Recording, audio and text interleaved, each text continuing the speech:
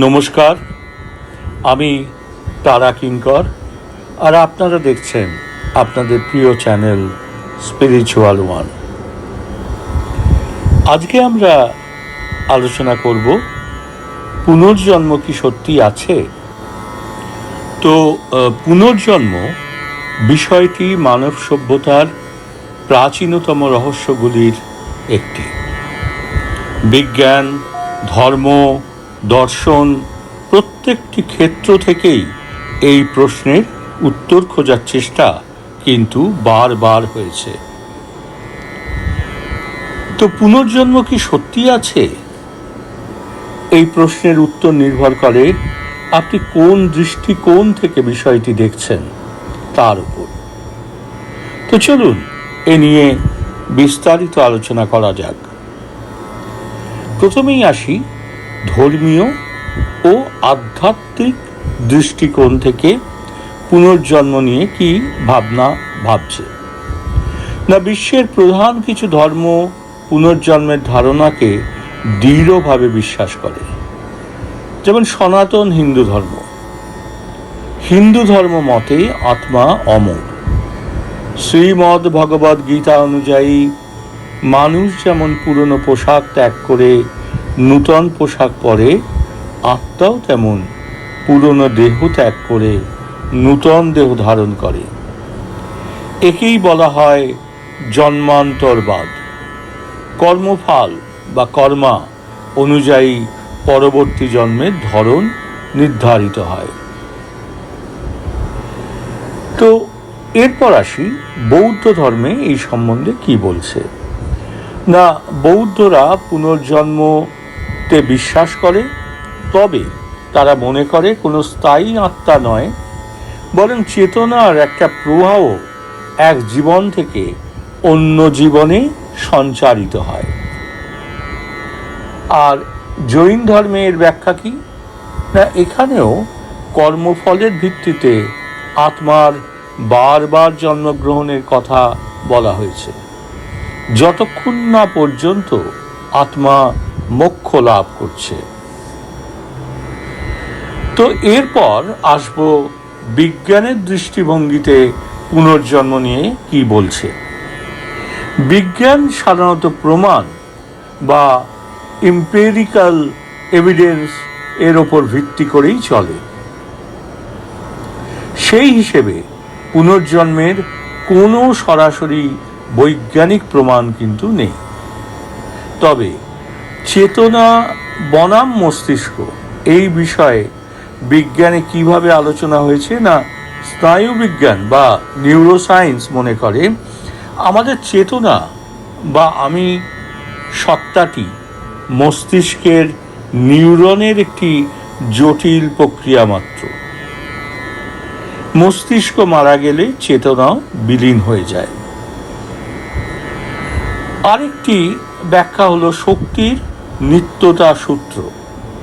অনেকে থার্মোডাইনামিক্সের সূত্র, অর্থাৎ শক্তি কখনো ধ্বংস হয় না, সেটা শুধু রূপান্তরিত হয়, এইটা দিয়েই পুনর্জন্ম ব্যাখ্যা করতে চান। কিন্তু পদার্থবিজ্ঞানের শক্তি ও আধ্যাত্মিক আত্মা সম্পূর্ণ ভিন্ন দুটি ধারণা। এরপর আসি ইয়ান স্টিভেনসনের গবেষণা। তার গবেষণা একটি উল্লেখযোগ্য ক্ষেত্র নিয়ে। ভার্জিনিয়া বিশ্ববিদ্যালয়ের মনোরোগ বিশেষজ্ঞ ডক্টর ইয়ান স্টিভেনসন 40 বছর ধরে প্রায় 3000 শিশুর কেস স্টাডি করেছেন, যারা তাদের গত জন্মের কথা মনে করতে পেরেছিল। তো বিস্ময়কর তথ্য কি না, অনেক শিশু এমন জায়গার নাম বা মানুষের নাম বলেছে যার সাথে বর্তমান জীবনে তাদের কোনো যোগসূত্র ছিল না। স্টিভেনসন অনেক ক্ষেত্রেই সেই তথ্যের সত্যতাও খুঁজে পেয়েছেন। এরপর হলো জন্মদাগ বা বার্থ মার্ক। তিনি দাবি করেছিলেন অনেক সময় পুনর্জন্মের আঘাতের চিহ্ন বর্তমান জন্মে কিন্তু জন্মদাগ হিসেবে দেখা দেয়। তবে এ সম্বন্ধে সতর্কতা কি না, মূলধারার বিজ্ঞান এই গবেষণাকে কাকতালীয় বা স্মৃতিবিভ্রম বলে প্রত্যাখ্যান করেছে, কারণ এগুলি ল্যাবরেটরিতে প্রমাণ করা সম্ভব হয়নি।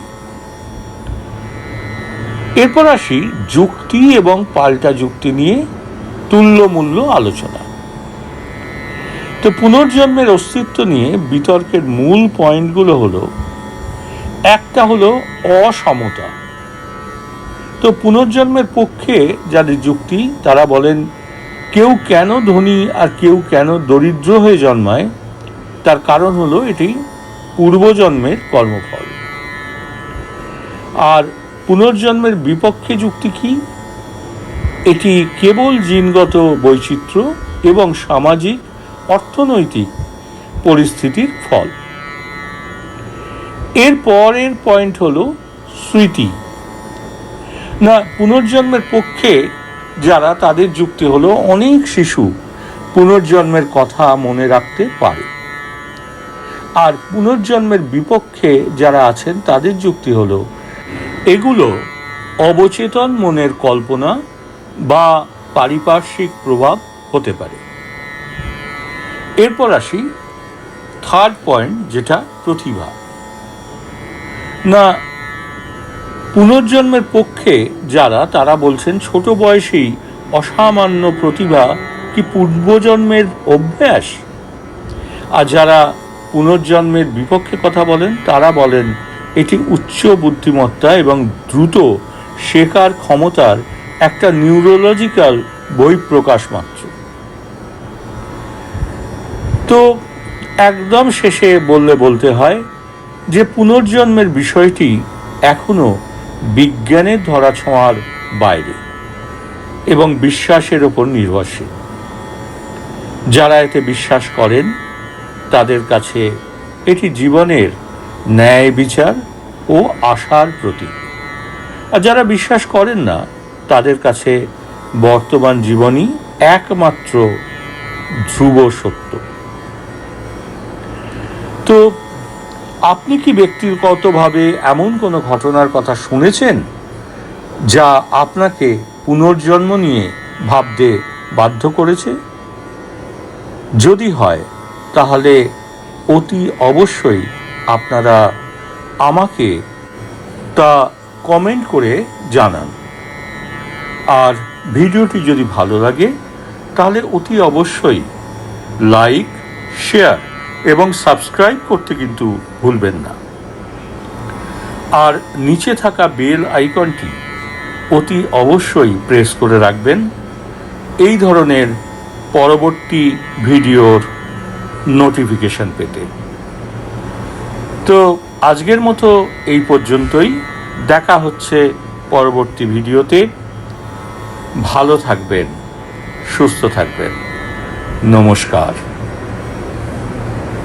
ওম শান্তি, ওম শান্তি, ওম শান্তি।